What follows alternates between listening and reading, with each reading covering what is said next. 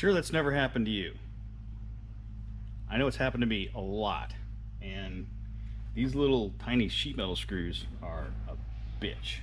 So let me show you how we get them out.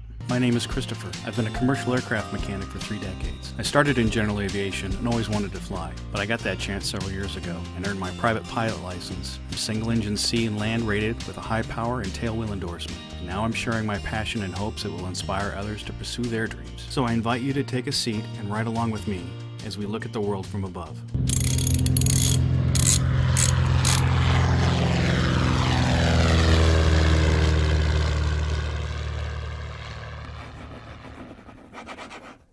First thing you're going to need is a really small Phillips screwdriver to get into these PK screws. They're really, really tiny. The chances are they're in there really tight and the head's just going to strip out.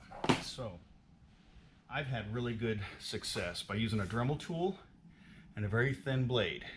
And what I do is I go into the cross where you've got the X. I go across one of those hashes on the head and very lightly make a little pass right across the head, deep enough that you can get a straight slot screwdriver in there. And we'll show you how to do that. If you can get enough of the head to come up, these are called van pliers. And van pliers are awesome because you can see in there's a little bit of a gap.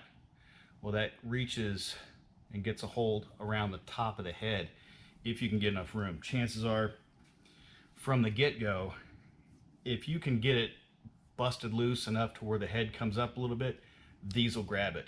If not, if you can't even get it to start and get that screw coming out of the surface, these are not going to grab a hold of. So that's where the Dremel tool comes in, and we'll show you how that's done.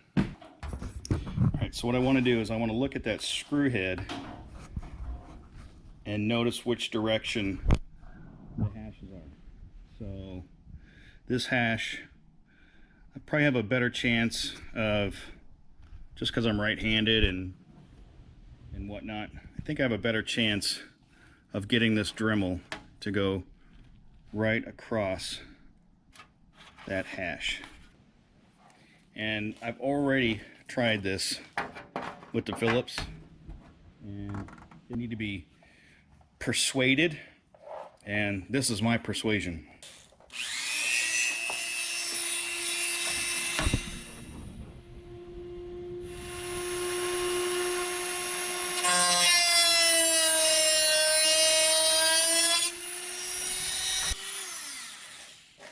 And literally, that's all it takes, is just that little touch. So I'm going to switch over to my straight slot here.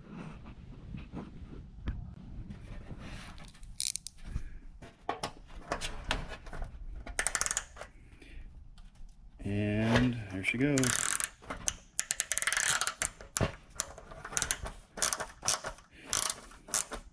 Now if I can get the screw that high, and if it locks up, but I can still get there, it's the bottom of the screw is above the surface, that's where your van pliers come in really nice, because these will come in and grab hold of the head.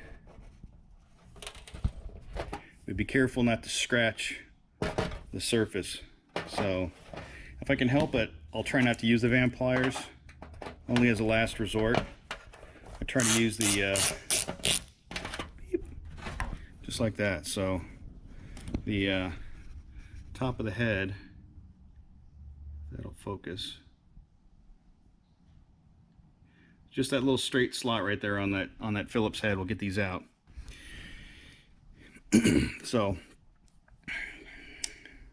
we'll do one more and we'll show you how that works. I'll try this one with the Phillips real quick. I think I've tried these already. Make sure that they're thoroughly clean. I just doesn't want to.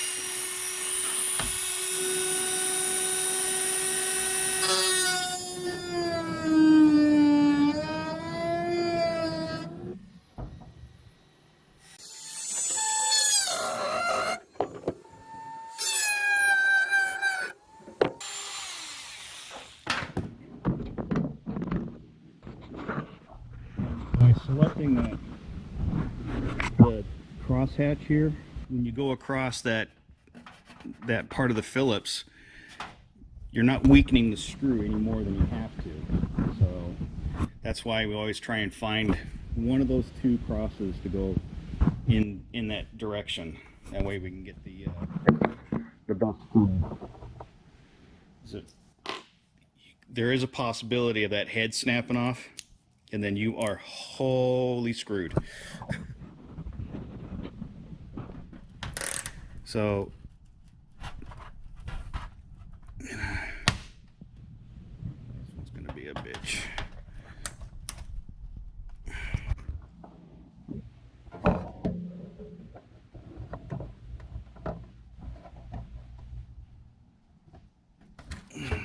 Ooh, this one.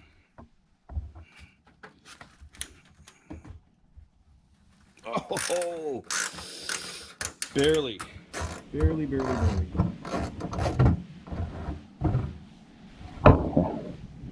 Pretty corroded in there.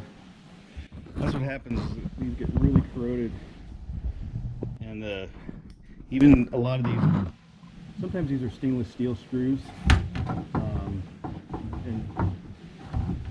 but more times than not, they're just regular screws. And the dissimilar metal between the steel and the aluminum skin, they just, you can see the corrosion here. And that underneath where that head was at. So